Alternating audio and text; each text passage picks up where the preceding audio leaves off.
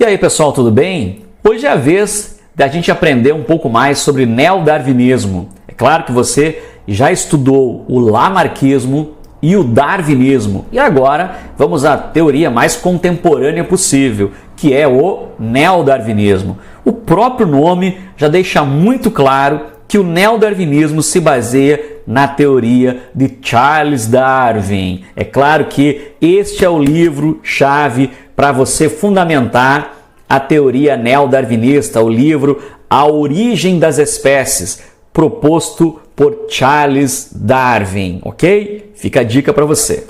Bem, o neodarwinismo, turma, ou também conhecido como teoria sintética da evolução. Darwin não conseguiu explicar as causas da variabilidade, das variações dos indivíduos. Esse foi um fato bastante importante que, na nossa aula sobre darwinismo, ele falava sobre as espécies que têm um ancestral em comum, ele nunca acreditou na imutabilidade, ele sempre acreditou na seleção natural, que o meio é o principal agente que contribui com a evolução. Ele se firmou muito na teoria de Thomas Malthus sobre a progressão geométrica dos animais, por exemplo, dos seres vivos, e sobre a comparação com a progressão aritmética dos recursos que o meio tem para manter toda essa galera viva. Super importante. Bem, na viagem que ele fez através do Beagle, mas teve alguma coisa que ele não conseguiu explicar. E ele não conseguiu explicar por um fato muito simples, porque na época as teorias de Gregor Mendel sobre as ervilhas, sobre a genética, elas estavam muito engatinhando. Na verdade, eram teorias, para ter uma ideia, Mendel nunca conheceu a palavra, a sigla DNA. Não, porque para ele era fator genético. Ele não sabia o que era um DNA, porque DNA é muito recente falar em DNA. A genética moderna, a genética contemporânea que nós estudamos hoje, ela é muito atual e ela se modifica a todo instante.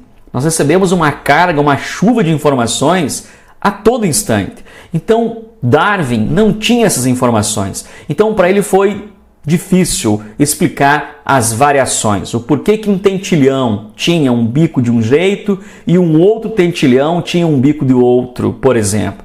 Por que no arquipélago de Galápagos foi um celeiro importante para a pesquisa de Darwin? Porque nesta região do arquipélago de Galápagos, a influência do meio ela era um pouco diferente das influências que o meio exercia e exerce em outras áreas, mesmo em outras ilhas ou então em regiões continentais. Algumas espécies ele encontrava, elas eram endêmicas somente dessa região, como por exemplo o dragão de Komodo, que você somente encontra em algumas regiões no arquipélago de Galápagos, por exemplo. Isso é uma prova de que as forças ambientais regem a evolução. Então, ele não conseguiu explicar de uma forma muito forte, por exemplo, a história das variações. Por que tinha variação? Ele sabia que tinha um ancestral comum.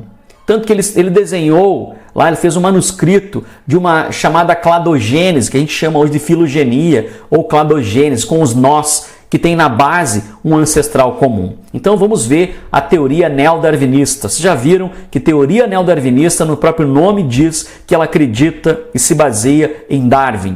Teoria sintética ou teoria contemporânea da evolução. Olha só, então você tem aqui o indivíduo, vamos destacar o indivíduo, ok? Temos um indivíduo. E este indivíduo, ele tem sobre ele mutação e recombinação, assim como também tem variabilidade genética. Veja que isso não foi explicado por Darwin. O que não foi explicado por Darwin? Variabilidade genética, recombinação e mutação. Não foi. Já vamos entrar nesse mérito para explicar o que é a variabilidade, o que é a mutação, o que é a recombinação. Mas fiquem bem claro que o indivíduo que sofre a variabilidade e que sofre mutação e recombinação são indivíduos que evoluem segundo a teoria neodarwinista e não foi explicado por Darwin, e sim pelos defensores contemporâneos chamados de neodarwinistas. Bem, o que Darwin explicava? Darwin concluiu de forma muito plena que as modificações nos indivíduos eram regidas por seleção natural. E quem era o maestro dessas modificações nesses indivíduos para que eles se adaptassem era o meio ambiente. Isso sim, Darwin fez com muito êxito. Então, turma, vamos detalhar aquelas características sobre o neodarwinismo. A primeira, a variabilidade genética. A variabilidade genética, ela introduz novos genes ou alterações nos genes existentes, conduzindo ao aparecimento de novas características nos indivíduos. Hoje nós estudamos variabilidade genética com o termo crossing over. Crossing over é o que acontece durante a meiose 1, que é a meiose chamada reducional, dentro de um período chamado prófase 1. A prófase 1 ela é dividida em 5 subfases, que são leptóteno, zigóteno, paquíteno, diplóteno e diacinese. Exatamente no paquíteno, nós observamos que os cromossomos se aproximam, os cromossomos homólogos, e trocam fragmentos, e trocam genes. E isso é o promotor da variabilidade genética. Por isso que esse termo é um termo bem atual, bem contemporâneo da biologia, da ciência, e que, claro, Darwin não tinha no momento para poder explicar melhor as suas teorias, o que, obviamente, foi muito bem explicada para as informações que ele tinha naquele momento. Certamente ele foi um ícone importante. Então, esse é um ponto atribuído aos neodarwinistas. Outro ponto atribuído aos neodarwinistas são a recombinação. É claro que recombinação está totalmente ligada ao conceito que eu acabei de falar, no crossing over. O crossing over é o promotor da variabilidade, essa recombinação é o próprio crossing over, e isso se dá, como eu falei agora há pouco, durante um processo chamado meiose, que tem total intervenção durante uma reprodução sexuada. Então vejam só, ocorre através de reprodução sexuada, fenômeno observado na meiose.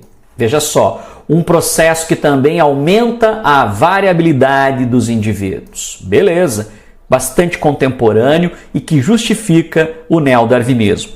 A seleção natural. Esse é um termo proposto, então isso é o que Darwin explicava. Os indivíduos mais adaptados são os que permanecem no meio. E as mutações. Mutação também é proposição de neodarwinista. São alterações hereditárias ou adquiridas que podem levar ao aparecimento de características novas e favoráveis, permitindo aos seus portadores viver mais tempo ou reproduzir-se mais. Claro que mutação, como eu citei no início, ela pode ser favorável ou não. Ela pode ser desfavorável. Mas se ela for desfavorável e o indivíduo não permanecer, foi porque o meio eliminou esse indivíduo.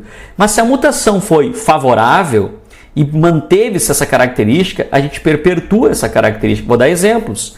Na nossa evolução, em comparação com o nosso perímetro cefálico, por exemplo, hoje nós temos 3 vezes maior o nosso perímetro cefálico do que em comparação com os primórdios dos primatas, dos hominídeos, e tinham mais ou menos 450 centímetros cúbicos. Hoje nós temos quase que 3 vezes maior.